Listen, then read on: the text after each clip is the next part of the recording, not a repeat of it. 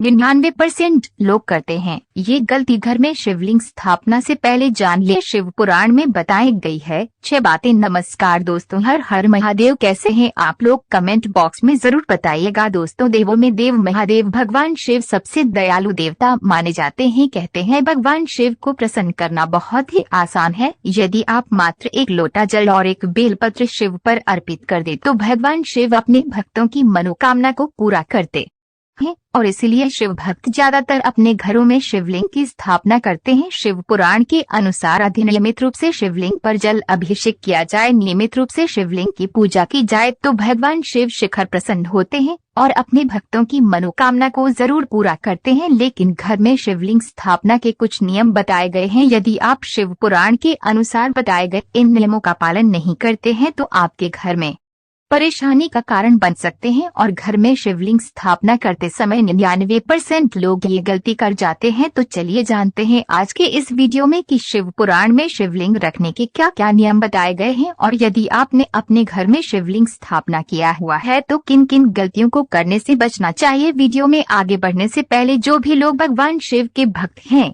तो comment box में हर हर महादेव जरूर लिखते चलिए दोस्तों।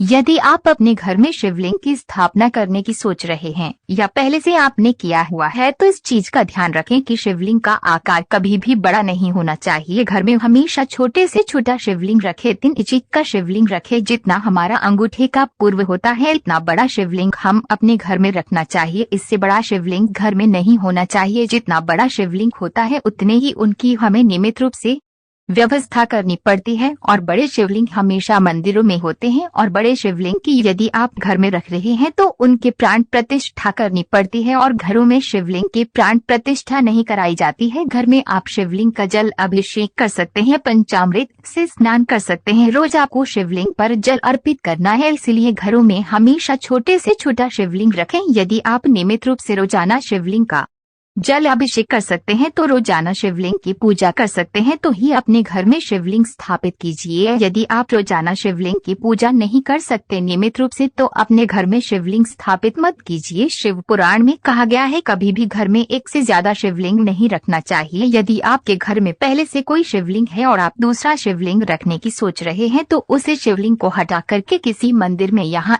बहते हुए जल में प्रवाहित कर दीजिए और घर में नया शिवलिंग स्थापित कर सकते हैं। जहां पर अपने शिवलिंग स्थापित किया हुआ है वहां पर साफ सफाई का विशेष रूप से ध्यान रखें। नियमित रूप से शिवलिंग की आपको पूजा करनी है, इसलिए शिवलिंग को कभी भूलकर भी गमले में मत रखेगा। शिवलिंग को हमेशा ऐसी जगह रखें जहां पर आप रोजाना उनकी सही ढंग से बैठकर पूजा कर सके। अपने घर के मंदिर में शिवलिंग को स्थान दीजिए, कभी भी किसी कोने में शिवलिंग को न रखें। शिवलिंग को हमेशा ऐसे दिशा में रखें जहां से शिवलिंग की जो जलधारी का मुख होता है वे उत्तर दिशा की ओर हो और पूजा करते समय आपका मुख पूर्व दिशा की ओर हो। इस तरीके से घर में शिवलिंग स्थापित करना चाहिए। कर्मकांड के अनुसार घर में कभी भी धातु का शिवलिंग रखा करते हैं तो उसे पर नाक जरूर लिपटा हुआ होना चाहिए। ये शिवलिंग जो है सोने चांदी या तांबे का होना चाहिए और इसके अलावा यदि आप पत्थर का शिवलिंग रख रहे हैं तो आप नर्मदेश्वर शिवलिंग रख सकते हैं या आप इस पार्टी का शिवलिंग रख सकते हैं। और ध्यान रखें कि शिवलिंग जो है नीचे की तरफ से बंद होना चाहिए। देखा होगा कि काफी शिवलिंग में नीचे की तरफ छेद होता है, फूल होता है,